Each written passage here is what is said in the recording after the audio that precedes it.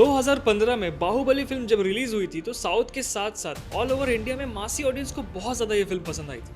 और ऐसा भी कहा जाता है कि राजा मौली ने उसके बाद साउथ इंडियन वाले जितने भी फिल्म उसको काफ़ी एक गेट दे दिया ऑल ओवर इंडिया में रिकग्निशन लेने के लिए। जैसे कि फिल्म आरआर हो गया, बाहुबली हो गया, केजीएफ हो गया, पुष्पा हो गया और अभी पुष्पा 2 रिलीज हो गई है। पुष्पा 1 जब रिलीज हुई थी तो लोगों को बहुत ज़्यादा एक्साइटमेंट थी कि पुष्पा 2 में हम क्या देखने को मिलता है। और 3 साल के बाद पुष्पा 2 रिलीज हो चुकी है। मैं भी जब गया था देखने के लिए मुझे काफ़ी अच्छा लगा। स्पेशली देखा जाए मासी ऑडियंस के लिए फिल्म बहुत अच्छी है। और आज हम वही बारे में बात करने वाले हैं कि क्यों ये फिल्म लोगों को इतना ज़्यादा पसंद आ रहा है, उसको डिकोड करेंगे। उसके साथ साथ हम ये भी जानेंगे कि मासी फिल्म के साथ साथ जब कुछ सिनेमैटिक वे सब इस फिल्म को देखें तो कुछ लूप होल्स है, उसके बारे में बात करने वाले हैं। Well hello, this is Sagar Raj Singh and you are watching Bazooka. Point number 1, the male ego. देखिए इस फिल्म में जितने भी सारे कैरेक्टर्स का एक सेंटर पॉइंट है, वो है मेल ईगो। जैसे कि वो अगर पुष्पा भी हो गया या फिर शेखावत हो गया, फिर जितने भी सीएम या फिर जितने भी कैरेक्टर्स में जितने भी मेल वाले कैरेक्टर्स हैं, सब में एक मेल ईगो है। उसके कारण ही पूरी फिल्म आगे बढ़ती है। हम जब भी देखते हैं पुष्पा कोई भी डिसीजन लेता है तो एक मेल ईगो आता है। फॉर एग्जांपल अगर सीएम चाहता था कि उसकी ट्रांसफर हो जाए शेखावत की, वो बिल फाड़ कर फेंक देता है, ईगो नहीं भाई नहीं जाने दूंगा। या फिर शेखावत का बदला लेना कि उसने उसकी वर्दी उतार दी, उसका बदला लेने के लिए वो ईगो पे आता है कि नहीं भाई इसको तो मैं पुष्पा को पता कर रहा हूँ। तो ओवरऑल हम कहीं ना कहीं देखते हैं पूरा फिल्म में ईगो को इतना सेंट्रलाइज करके रखा गया है ताकि सब चीज़ ईगो के ही आसपास, मेल ईगो के आसपास ही घूमते रहती है। और कहीं ना कहीं लोग इसलिए इंटरेस्टेड है इस फिल्म को देखने में, इतना रिलेट भी करते हैं क्योंकि हम इंसान जितने भी मर्द हैं उनके में भी एक ईगो आता है और ईगो से कितने कितने क्लैश और कलेश होते हैं हमारे रियल लाइफ में भी। इसलिए एक पहला पॉइंट इसलिए मुझे लगता है इंपॉर्टेंट है क्योंकि मेल ईगो को जिस वे से इन लोगों ने खेला है, सुकुमार ने जिस वे से इसकी राइटिंग की है, हमें वो चीज़ देखने को मिलता है कि हर जगह मेल ईगो को लेकर कुछ भी चीज़ें होती है। और इसलिए पूरी फिल्म भी पुष्पा इसलिए बनी है कि इस फिल्म में अगर मेल ईगो हटा दे तो फिल्म है ही नहीं। जैसे कि अब डायलॉग ही देख लीजिए, पुष्पा मैं झुकेगा नहीं साला, मैं रुकेगा नहीं साला। मतलब क्या, कुछ भी हो लास्ट में पुष्पा ही जीतेगी, उसकी ईगो पे बात आ गई और जब भी ईगो की बात आती है वो भिड़ता है इसमें। पॉइंट नंबर 2, पुष्पा दी फैमिली मैन। देखिए हम ऐसा देखते हैं फिल्म में कि पुष्पा जब भी कुछ एक्शन उसके फैमिली के अगेंस्ट होता है वो हमेशा स्टैंड लेता है, चाहे उसकी बहन हो या फिर उसकी भतीजी हो या फिर श्रीवल्ली खुद हो।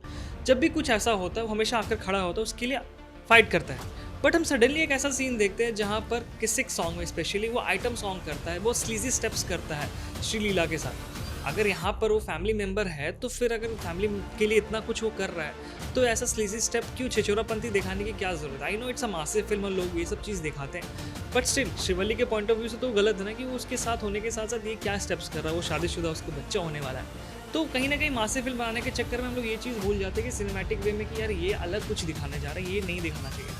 बट स्टिल लोग इसे पसंद करते हैं क्योंकि हाँ एक मासिव फिल्म है, मासी डांस स्टेप्स होने चाहिए नॉन। उसके साथ साथ ये एक मुझे चीज़ लगी जो थोड़ा सा कट डाउन किया जा सकता था। और आखिरी पॉइंट है सुकुमार्स राइटिंग। देखिए फिल्म की जो राइटिंग है बहुत बढ़िया है।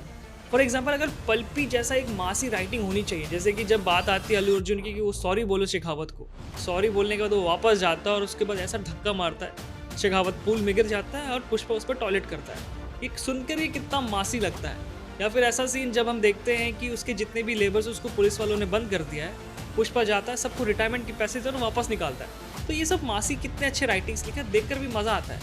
बट स्टिल राइटिंग में कुछ चीज़ें ऐसी भी हैं जो लगता है कि जानबूझ के लिखी गई है, फिर जानबूझ के फिल्म में डाली गई हैं ताकि पार्ट 3 बनाया जा सके। मतलब स्पेशली अलग से कुछ सीन डाले गए। फॉर एग्जाम्पल स्टार्टिंग का जो ड्रीम सीक्वेंस फिल्म चालू होता है तो हम ऐसा देखते हैं कि वो जापान में फाइट सीन कर, जब उससे गोली लग जाती है, जब वो गिर जाता है तो उड़ जाता है।